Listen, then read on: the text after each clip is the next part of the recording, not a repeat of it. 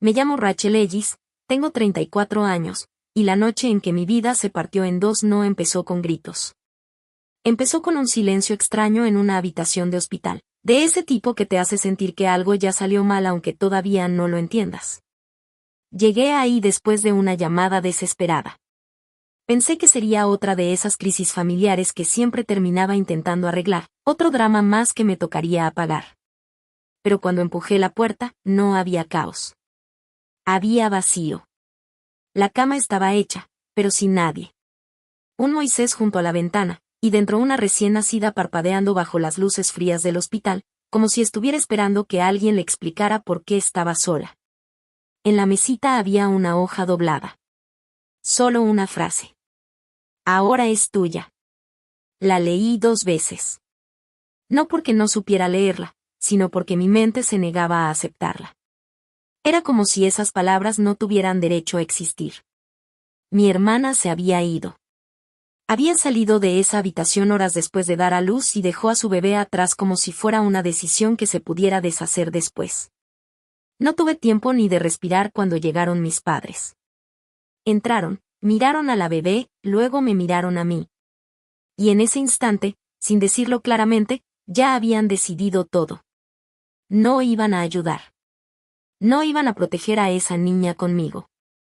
Simplemente me estaban entregando una carga y llamando la responsabilidad familiar. Recuerdo ese cuarto frío, el sonido de los monitores, enfermeras entrando y saliendo, una trabajadora social haciendo preguntas con voz tranquila, como si lo que estaba pasando fuera algo común. Y en medio de todo eso, la bebé empezó a llorar. Un llanto pequeño, pero suficiente para romperme por dentro.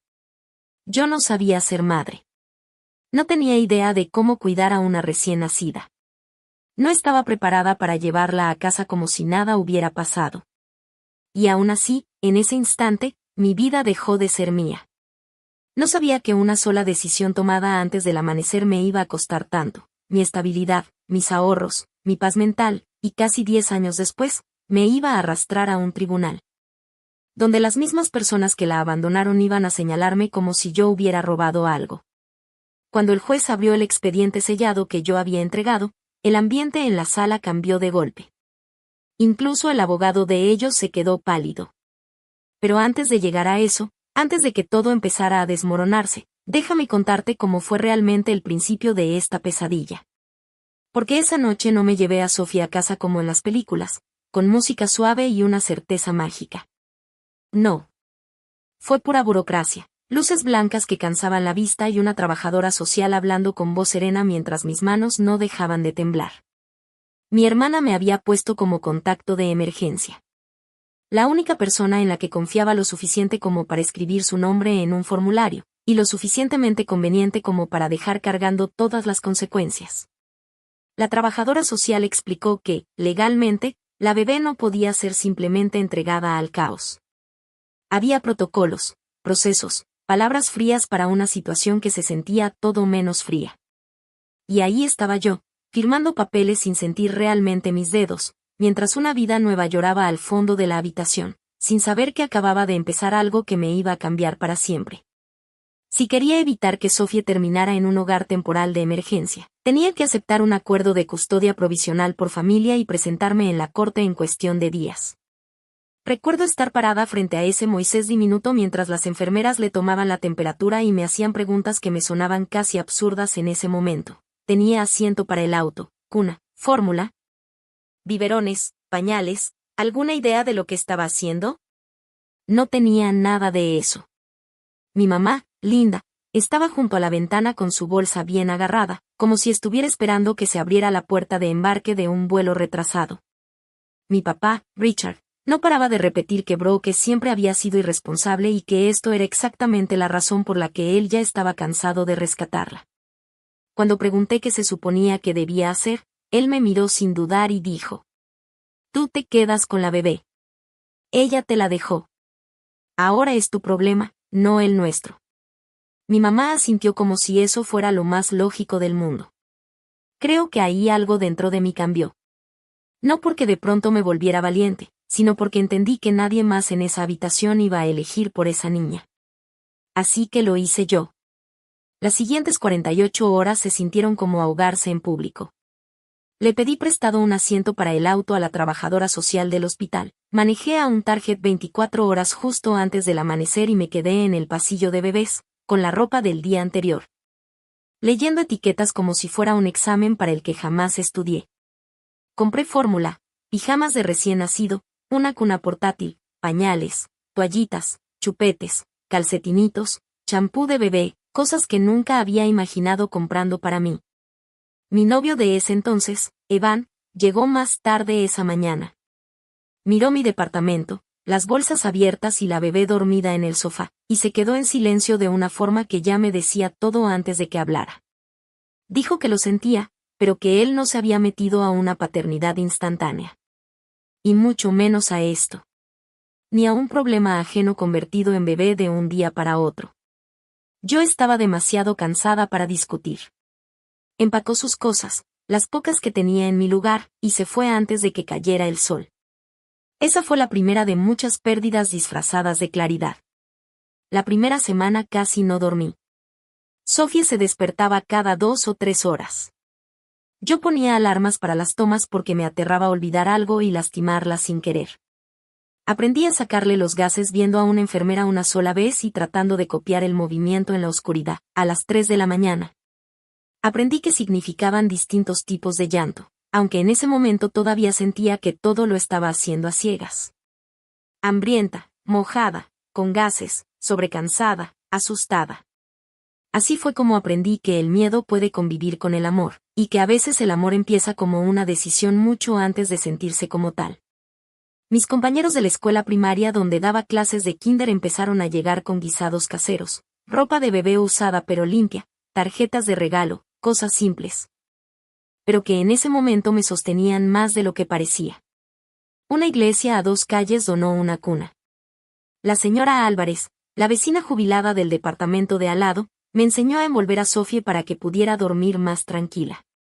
Mis padres fueron 2 veces ese primer mes. Las 2 veces, mi mamá criticó el departamento y mi papá preguntó si Brooke había dado señales de vida. Ninguno cambió un pañal. Ninguno ofreció dinero. Ninguno se quedó lo suficiente como para ayudar con una toma. La semana siguiente, en la corte familiar, me paré frente al juez con Sofía dormida contra mi pecho en un portabebés prestado. Le expliqué que nada de esto había sido planeado, que no lo había buscado, pero que tampoco la iba a abandonar. El juez me dio la custodia temporal mientras se revisaba el caso. No era definitivo, no era estabilidad completa, pero al menos Sofía se quedó conmigo. Pedí incapacidad en el trabajo bajo la FMLA, rompí el contrato de renta y me mudé de mi pequeño departamento de una recámara a un dúplex modesto cerca de la escuela. Necesitaba un cuarto extra y un lugar donde pudiera imaginar a una niña creciendo sin que todo se sintiera prestado. Vendí joyería, vacié ahorros y acepté todos los proyectos extra de planeación educativa que me ofrecía el distrito. Cuando regresé a trabajar, mi vida se hizo más pequeña y más pesada de golpe. Pero Sofía creció. Subió de peso. Empezó a fijarse en mi cara. Su manita se cerraba alrededor de mi dedo en las tomas de madrugada. Y cada vez que lo hacía, yo sentía algo distinto, menos como si estuviera cuidando un problema y más como si alguien me estuviera eligiendo sin entender todavía lo que significa elegir. Al final de ese primer año brutal, ya no estaba sobreviviendo una carga. Estaba criando a una niña. Y aunque nadie en mi familia quería decirlo en voz alta, Sofía ya era mía en todo lo que realmente importaba. Los años siguientes no llegaron como un gran cambio dramático. Se construyeron poco a poco, un día normal tras otro. Y justo eso fue lo que los hizo tan fuertes. La maternidad real, al menos la que yo viví, no era un montaje de logros con música perfecta de fondo. Era preparar loncheras antes del amanecer, limpiar lágrimas por rodillas raspadas, revisar tareas en la mesa de la cocina, recortar cupones. Memorizar la clínica de urgencias más cercana y fingir que no tenías miedo cuando tu hija se despertaba ardiendo en fiebre a las 2 de la mañana. Sofía se convirtió en el centro de mi mundo de forma tan natural que, a veces, se me olvidaba que hubo una vida antes de ella. Para cuando Sofía tenía 3 años, ya tenía su cereal favorito, un peluche inseparable, un conejito gastado de tanto abrazarlo, y una personalidad terca que podía llenar una habitación entera sin esfuerzo. Al principio me decía mamá Ra, luego simplemente mamá, como si siempre hubiera sido así. Y yo nunca la corregí, ni una sola vez. Me dije que era para no confundirla. Pero la verdad era más complicada. Cada vez que lo decía, algo dentro de mí que todavía estaba roto se acomodaba un poquito. Con el tiempo dejé el salón de clases y me moví a un puesto como consejera escolar en el mismo distrito. No era un gran cambio en dinero, pero los horarios eran más estables, y la capacitación me ayudó a entender mejor a los niños que cargaban dolores que no sabían explicar. Sofía era uno de esos niños, aunque por fuera pareciera pura luz. No tenía recuerdos conscientes del hospital, claro. Pero el abandono deja marcas donde las palabras no alcanzan. Se angustiaba si llegaba 5 minutos tarde a recogerla. No soportaba las puertas cerradas en la noche y necesitaba escucharme moviéndome en la cocina antes de poder dormirse. En los días buenos parecía solo una niña con manías curiosas. En los días difíciles, yo sabía que era algo más profundo, así que construí nuestra vida alrededor de la constancia. Los viernes eran de pizza congelada y películas en el sillón. Los domingos, hot cakes y caminatas, al mercado en otoño o al parque cuando hacía calor. Cada cumpleaños, el mismo pastel de chocolate de la misma panadería.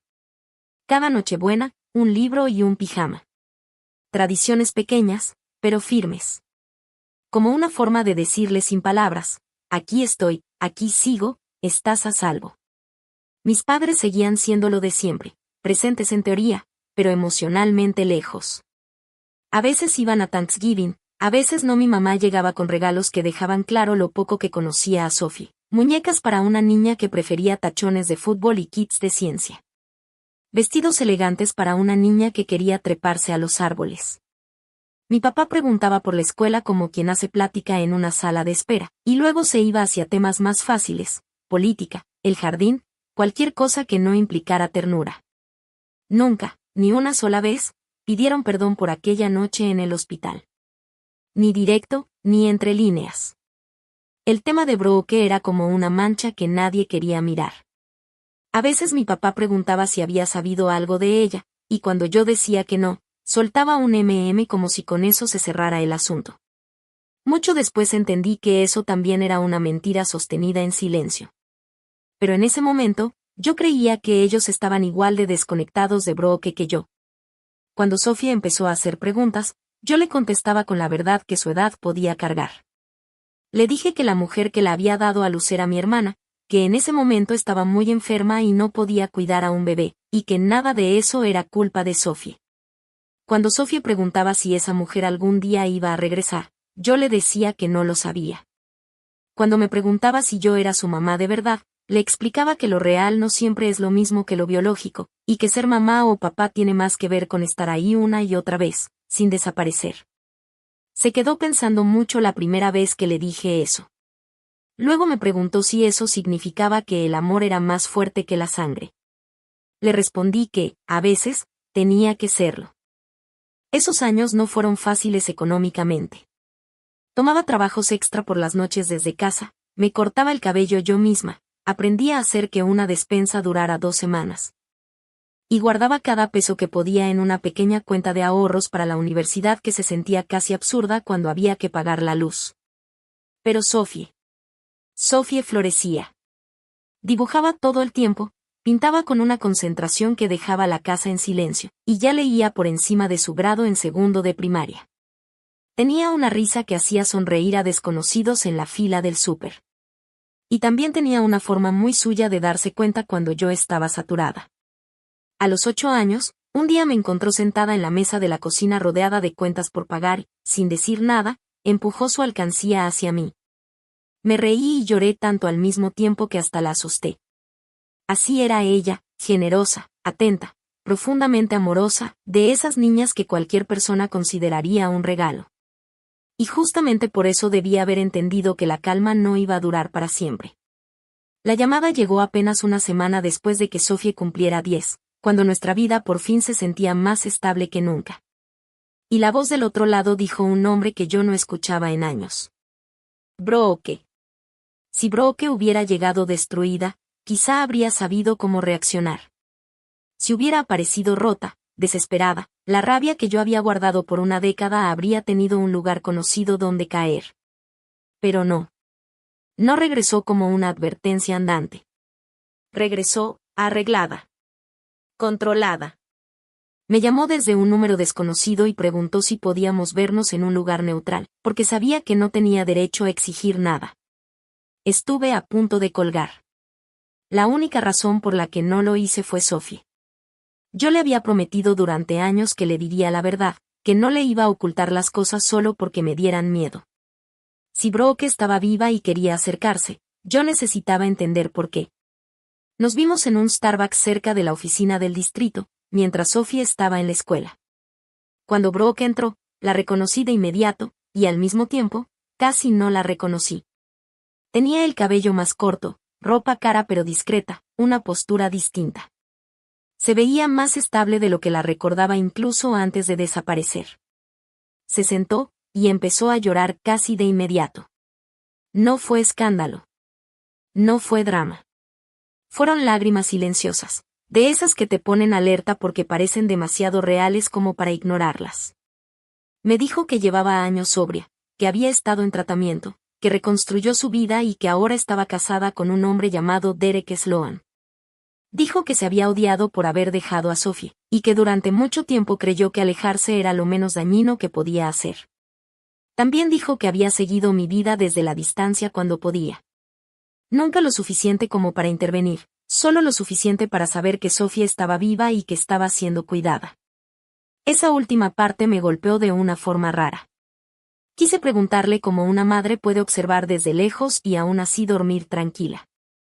Quise preguntarle por qué había confiado en mí justo lo único que no pudo confiar en sí misma para sostener.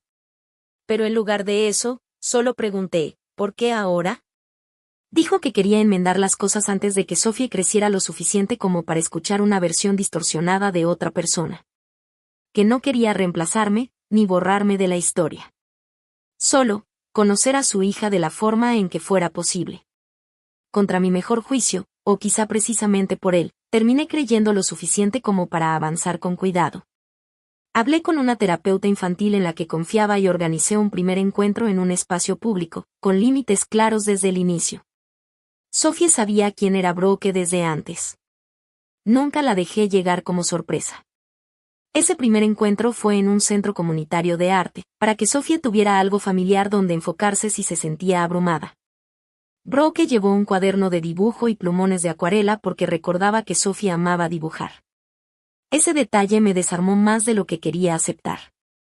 Derek también fue. Era atractivo de una forma demasiado limpia, demasiado correcta.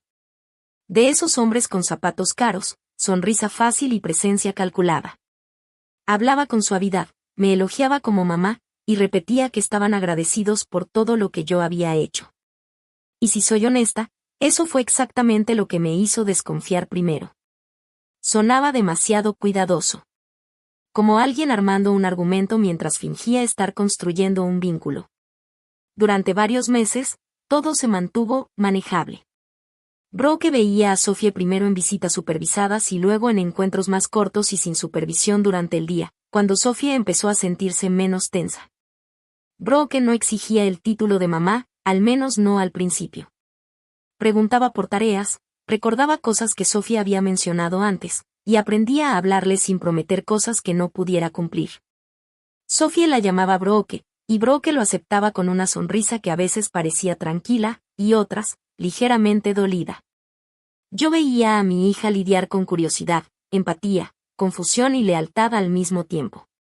Algunas noches me preguntaba si estaba bien que le cayera bien Brooke. Yo le decía que sí. Otras noches preguntaba si eso me lastimaba. Yo le decía que no, incluso cuando la respuesta era más complicada que eso.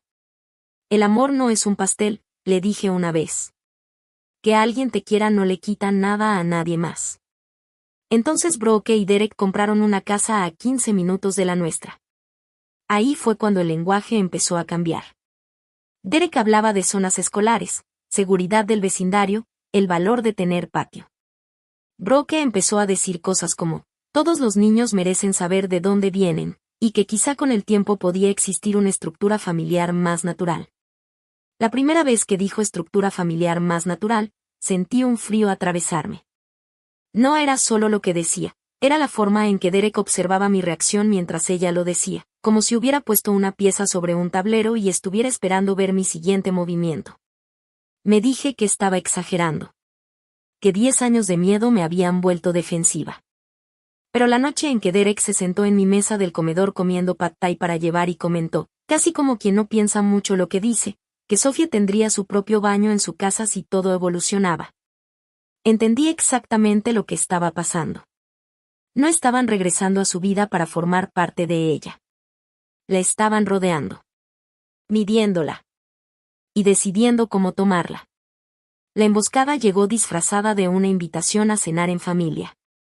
Mis padres casi nunca nos pedían que fuéramos, a menos que alguna fecha festiva obligara a fingir que existía la unión. Así que cuando mi mamá llamó diciendo que quería una comida tranquila en domingo, casi le dije que no. Sofía sí quiso ir.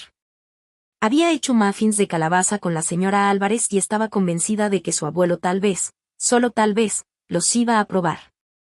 Así que fuimos. En cuanto entramos al comedor de mis padres y vi a Brooke y a Derek ya sentados en la mesa como si fueran invitados de honor, supe que había cometido un error. La cena estuvo tensa desde el primer minuto.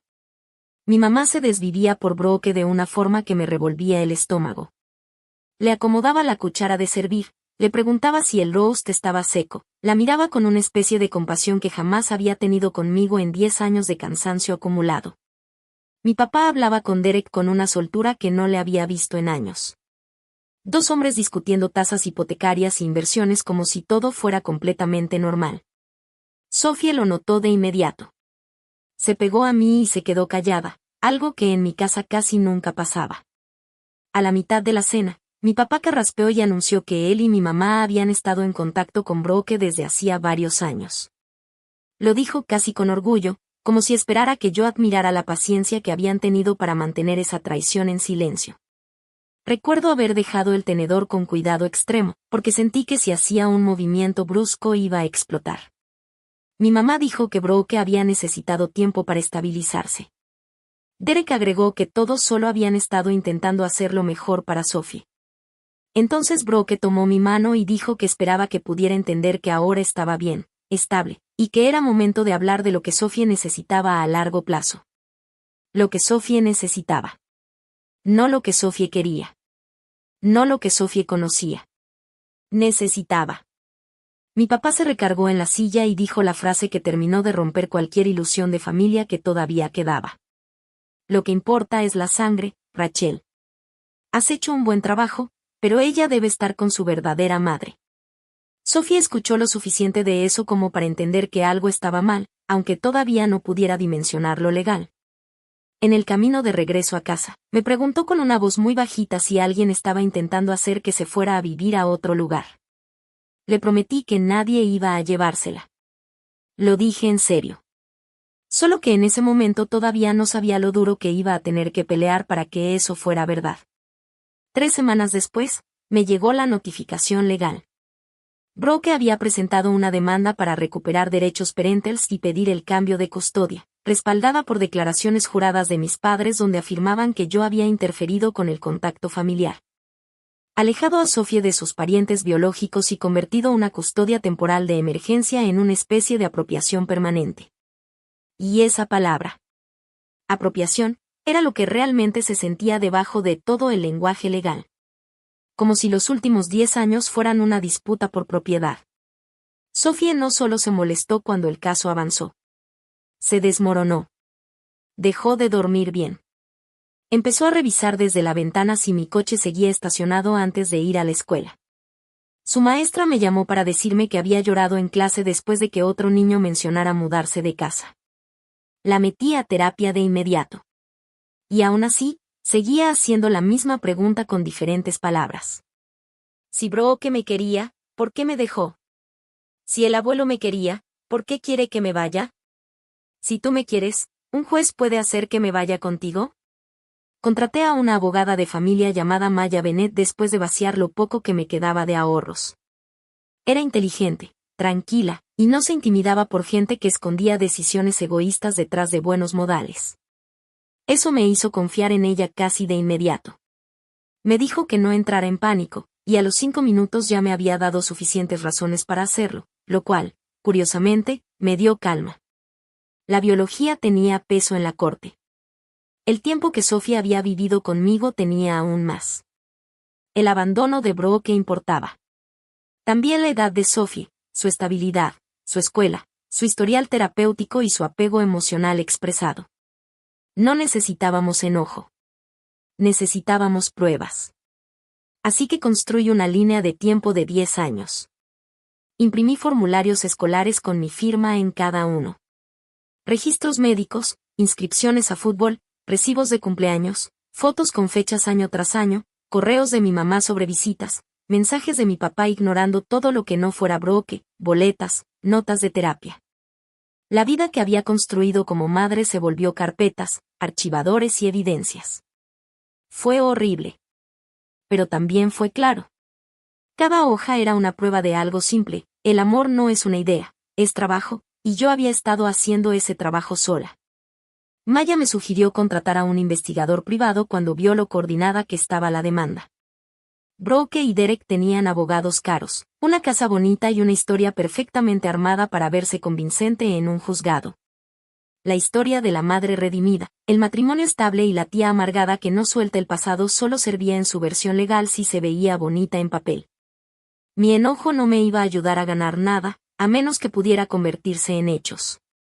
Así que contraté al investigador privado y lo dejé hacer lo que yo no tenía ni tiempo ni distancia emocional para hacer. Se llamó Tom Grady.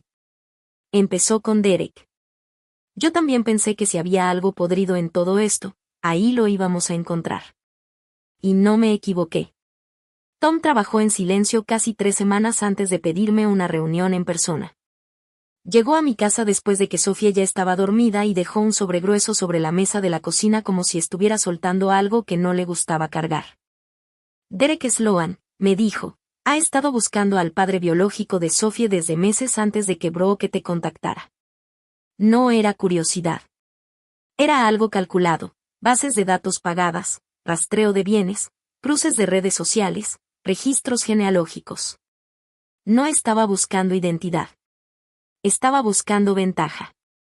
Tom llegó hasta un nombre que yo había escuchado una sola vez, años atrás, cuando Brooke todavía le mentía a todos sobre quién era el padre de Sophie. Ese hombre, según el reporte, acababa de volverse beneficiario de un fideicomiso familiar importante después de la muerte de su abuelo. No era lotería. No era suerte. Era el tipo de dinero antiguo que hace que gente como Derek empiece a prestar demasiada atención. El tipo de dinero que puede convertirse en demandas de pensión, retroactivos, control financiero, y acceso futuro a activos a nombre de Sophie si Brooke recuperaba la custodia. Cuando Tom me explicó eso, lo primero que sentí no fue shock. Fue vergüenza. Porque de repente, cada sonrisa educada de Derek, cada comentario amable, cada gesto calculado, se reordenó en algo mucho más frío. Mucho más intencional. Pero eso no fue lo único. Mis padres no solo habían estado en contacto con Brooke durante años. Habían ayudado a construir su estrategia de regreso. Había transferencias de dinero.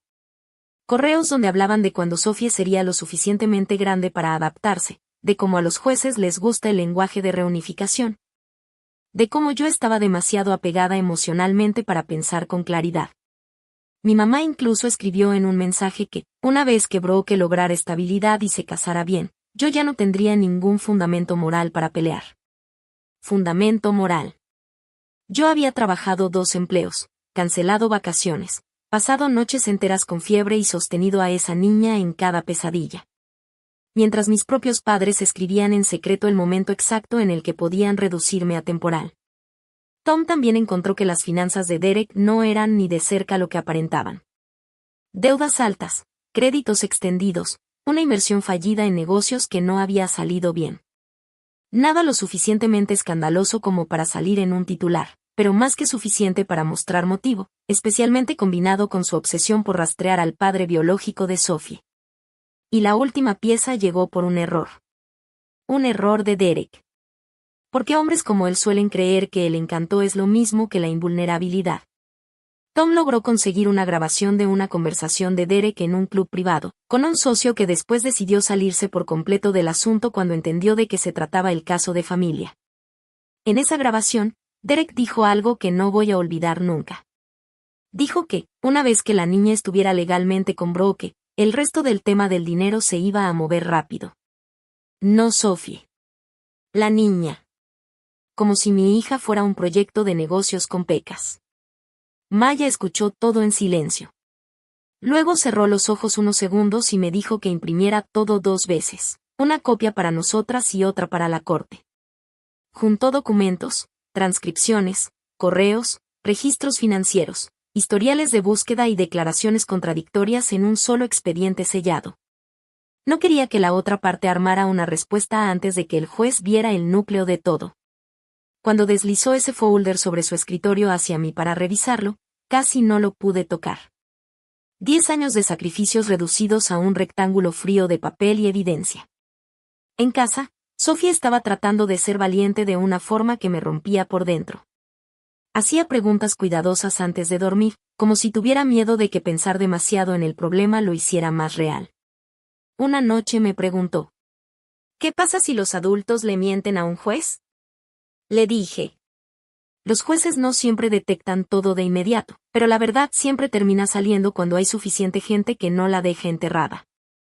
Lo pensó un momento y luego dijo que le daba gusto que yo fuera de esas adultas que guardan recibos.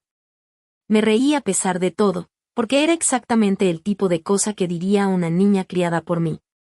La noche antes de la corte, se metió a mi cama como no lo hacía desde hacía años y me susurró que no le importaba quién compartiera su sangre. Le importaba quién se quedaba. La abracé y le prometí que iba a decir la verdad en ese tribunal, aunque me temblara la voz. Dijo ok. Y después de un silencio largo agregó: si de verdad me quisieran como familia, habrían actuado como tal cuando yo era bebé. Esa frase se me quedó pegada toda la mañana siguiente. Me puse un vestido azul marino, guardé el folder sellado en mi bolsa y caminé hacia el juzgado preparada para perderlo todo, excepto la calma. La corte no se siente dramática cuando estás dentro. Se siente fría, procedural, casi ofensivamente normal para un lugar donde las familias se rompen con palabras.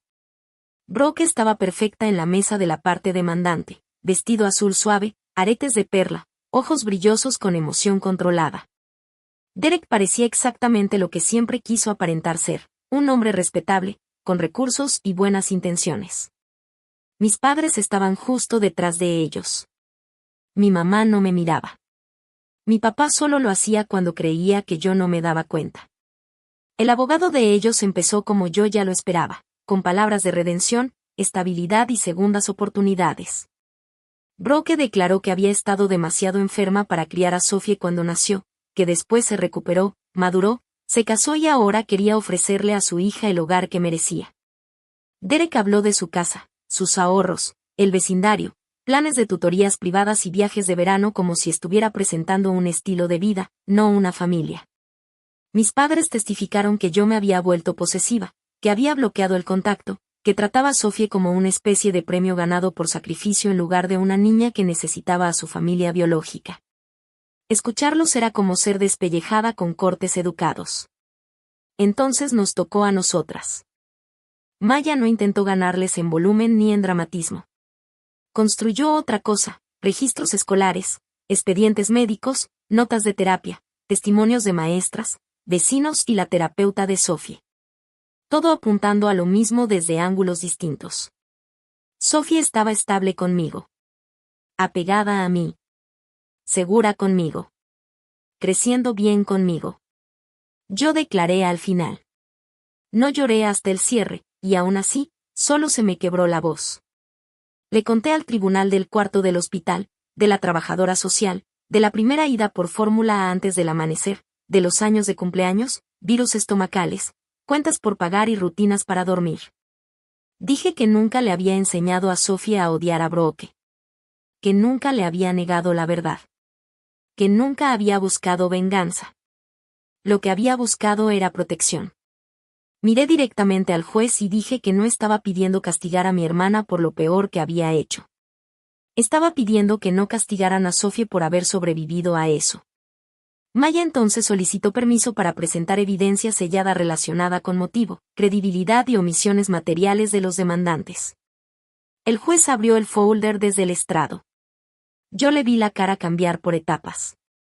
Interés. Confusión. Atención más aguda. Y luego algo muy parecido a la incredulidad. Levantó la vista y preguntó: ¿Ellos saben que usted tiene esto? Respondí con honestidad. No, su señoría. Del otro lado de la sala, Derek perdió la compostura por primera vez. Se inclinó hacia su abogado tan rápido que tiró un bolígrafo al piso.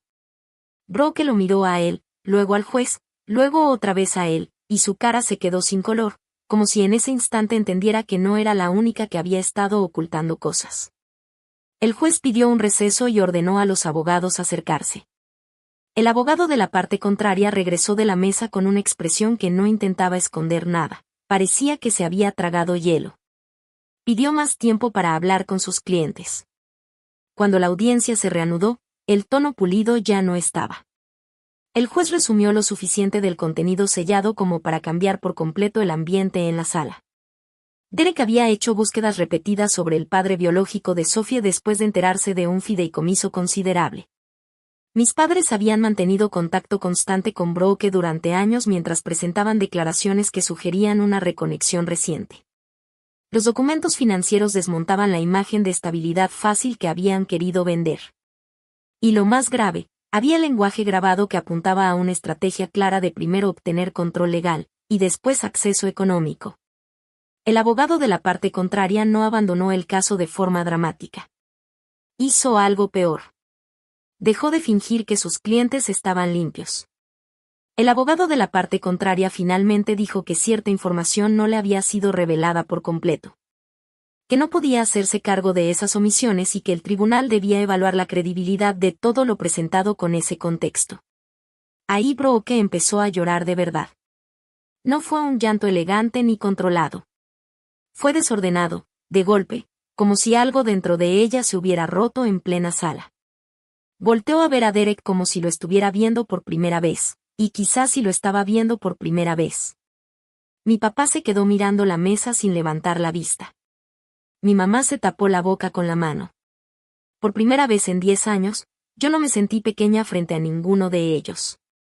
El juez negó la petición.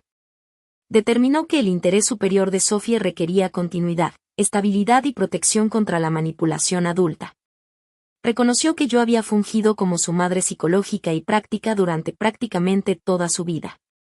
También señaló problemas serios de credibilidad en la parte demandante y dejó claro que el bienestar de una niña no puede quedar subordinado a culpas tardías, reparación de imagen o conveniencia económica. Brooke no obtuvo la custodia. Cualquier contacto futuro tendría que ser limitado, supervisado terapéuticamente y siempre condicionado al bienestar emocional de Sophie y a la recomendación de profesionales. A mis padres les advirtieron que no volvieran a interferir. Cuando todo terminó, no sentí triunfo de inmediato. Sentí un vacío raro, como alivio pesado. Y entonces Sofía apareció corriendo por el pasillo desde la sala de espera donde la asistente de Maya la había mantenido ocupada. Me vio la cara y entendió todo antes de que yo dijera una sola palabra. Se me aventó encima tan fuerte que casi pierdo el equilibrio. Le dije que nos íbamos a casa juntas. Primero empezó a llorar. Luego a reír. Luego volvió a llorar. Y me dijo: yo sabía que no ibas a dejar que me reescribieran la vida. Esa frase me curó algo que no sabía que todavía estaba sangrando. Lo que vino después fue más silencioso de lo que la gente imagina cuando piensa en justicia, pero por eso mismo se sintió más real. La reputación de Derek en su círculo profesional se vino abajo de una forma que no pudo arreglar con encanto. Brooke se mudó de la casa unos meses después y solo volvió a ver a Sophie bajo contacto terapéutico supervisado, después de mucho trabajo personal y responsabilidad real. Mis padres aprendieron de la forma más dura que ser abuelo no es un título que puedas usar como arma y seguir conservando. Sophie no pidió verlos durante mucho tiempo, y yo no la forcé. Lo importante no era castigar a todos para siempre. Lo importante era, por fin, Trazar una línea alrededor de mi hija y dejar que quienes estaban afuera entendieran que el acceso a ella no era un derecho. Era un privilegio que ya habían desperdiciado. Y Sofía y yo, seguimos viviendo. Ese fue el final más fuerte de todos. Volvimos a nuestras noches de películas los viernes y los hot cakes los domingos. Al siguiente año me ascendieron en la escuela y eventualmente nos mudamos a una casa tipo townhouse más luminosa, con un pequeño patio donde Sofía pintaba en una mesita plegable en primavera. Y aún así, seguía haciendo preguntas difíciles de vez en cuando, sobre biología, decisiones y perdón. Les respondía lo mismo de siempre, con honestidad. Le decía que la familia no se construye con un apellido compartido, ni con una prueba de ADN, ni con lo que diga un juez en una sala. La familia se construye con responsabilidad, con sacrificios, con constancia, y con un tipo de amor que se queda incluso cuando quedarse es lo más difícil. Le explicaba que los niños no son una segunda oportunidad para adultos que quieren sentirse mejor con su pasado. Son personas completas que merecen seguridad, verdad y respeto de quienes los están criando. Y quizá esa es la verdadera lección de todo lo que nos pasó. Que el amor sin responsabilidad es solo emoción pasajera. Que la sangre sin lealtad no es familia, es solo biología. Pero cuando alguien te elige, te protege, te dice la verdad y sigue presente año tras año, ahí es donde realmente empieza la familia. Sofía una vez escribió en una tarea de la escuela que el mejor tipo de mamá o papá es el que se queda. Ahora guardo esa hoja en mi escritorio, junto a la orden de la corte. Porque uno de esos documentos probó que yo tenía el derecho legal de criarla. Pero el otro probó algo todavía más importante. Que me había ganado el lugar en su corazón.